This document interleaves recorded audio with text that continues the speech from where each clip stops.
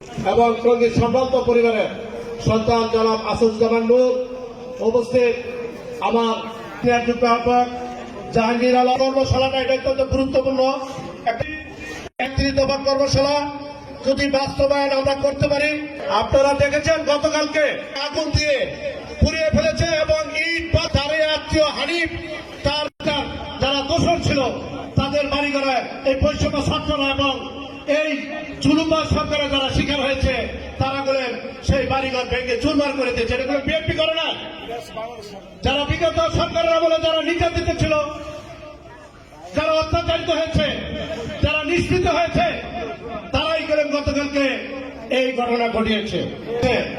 আমি এই থানার সভাপতি হিসাবে আমি 5টি ওয়ার্ড আছে, 5টি ওয়ার্ডের কাছে নেতৃবৃন্দের কাছে অনুরোধ করব, আপনারা আমি খরচ দিব থানা বিএনপির পক্ষ থেকে, আপনারা প্রত্যেক ওয়ার্ডে আপনারা ছোট ছোট কর্ম উঠান বৈঠক করে আপনারা প্রত্যেক ঘরে প্রত্যেক জনের কাছে আপনারা এই লিফলেটটি তারেক রহমানের বার্তাটা পৌঁছে দেবেন।